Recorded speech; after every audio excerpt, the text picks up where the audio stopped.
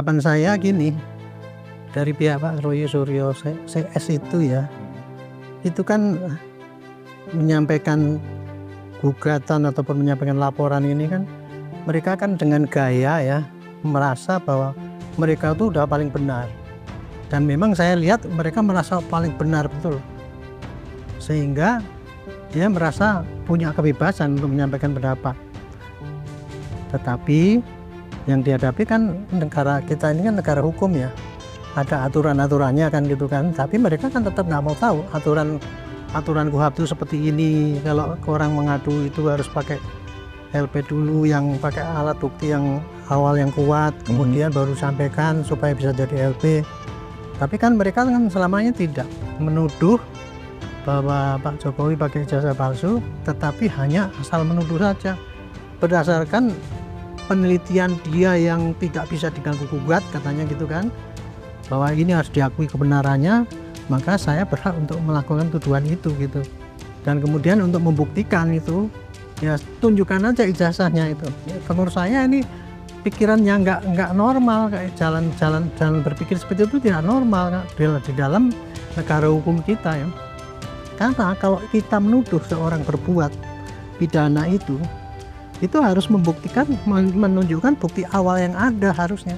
Contoh ya, menunjuk orang pakai ijazah palsu, mestinya ya dia temukan dulu ijazahnya yang diduga palsu itu, kemudian dia pakai teknik apa untuk membandingkan dengan yang lain. Kalau memang itu ternyata dia itu dianggap itu palsu, barulah dia lapor kepada polisi, kan gitu yang terjadi.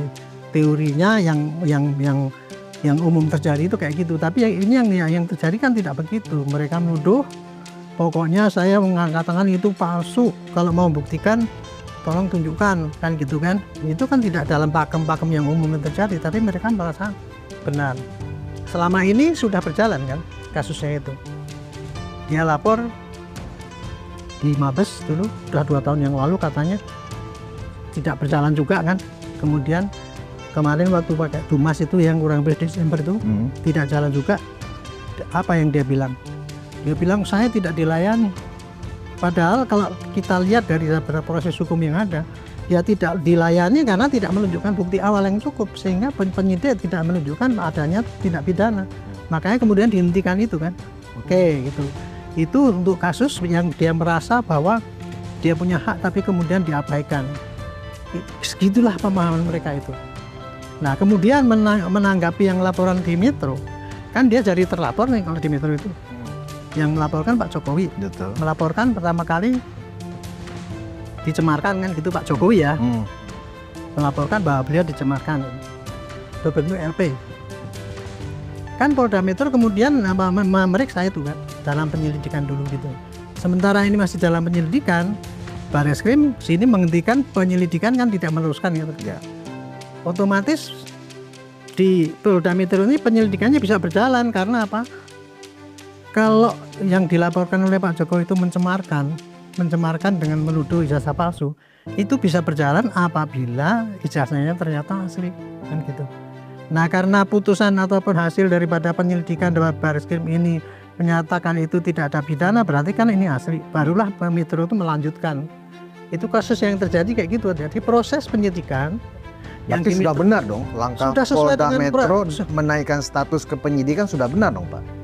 Itu sudah sesuai dengan SOP yang ada. Kenapa mereka minta gelar perkara khususnya diulang lagi gitu nah, Pak? Sebagai strategi mereka untuk menunda-nunda pemeriksaan di penyidikan. Saya katakan itulah, mereka itu entah pura-pura tidak tahu ya, tapi pura-pura tahu tapi buruk aja itu meyel ya, memaksakan kebenaran mereka itu.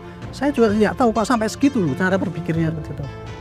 Dia ya menyampaikan ke sini Barreskrim, dia bilang wah saya tidak berkeadilan. Giliran Pak Jokowi lapor langsung jalan kan gitu kan. Padahal kan kenyataan seperti saya jelaskan tadi itu kan, proses hukum itu kayak gitu yang terjadi. Yang kedua, dia nggak mau kalau dia dianggap itu ujaran kebencian. Padahal seluruh Indonesia lah kalau, tapi yang bukan yang benci Pak Jokowi lah ya. Iya. Tanya, kalau orang menghujat-hujat kayak gitu tuh udah termasuk nggak dalam unsur pidana bahwa itu unsur ujaran kebencian? Kan dia mati-matian enggak, itu kriminalisasi kan. itulah kayak gitu. Makanya kemarin ketika itu diproses dengan penyelidikan dan naik penyidikan, protes dia, saya tidak terima. Enggak. Lucu enggak itu?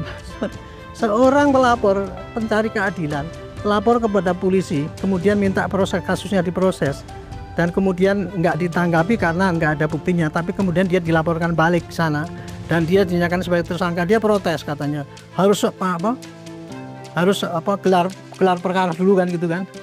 Dan kemudian ini kemarin tuh mengatakan gelar khusus yang kemarin di Barreskrim itu ya, sudah dilayani oleh polisi ya, oke lah, minta gelar khusus dilayani gitu ya.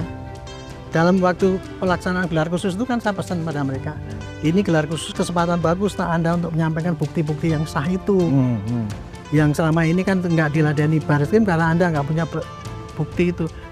Dia ngomongnya ya, ternyata saya kan gelar khusus ikut Pak, ikut di dalamnya situ. Yang saya harapkan waktu itu dia tidak membawa bukti-bukti penelitian yang hasil katanya ijazahnya Pak Jokowi itu palsu dibandingkan dengan dia yang 3 katanya atau yang ini gitu. Nggak bawa, yang dibawa hanya cerita-cerita ini loh Pak, hasil saya gini seperti yang disampaikan pada di media itu ya. Itu berarti kan tidak menunjukkan ijazah, bukti-bukti yang baru. Nah, itulah makanya kemudian hasil daripada gelar khusus itu pun oleh Barreskrim yang tadinya mau diumumkan jadi sekarang nggak jadi diumumkan, itu saya nggak ngerti juga kalau sebabnya itu. Saya yakin waktu itu ya nggak usah diumumkan. Nah, mereka kan mengharap itu kan, nunggu-nunggu. Terus sekarang malah minta lagi yang sini diulang lagi. Itu, bukan diulang ya, yang sini diulang lagi dan yang sini bikin gelar perkara dulu baru naik ke penyidikan kan kayak gitu. Kita tuh itulah Pak menghadapi orang-orang yang seperti itu ya menurut saya. Nah, ini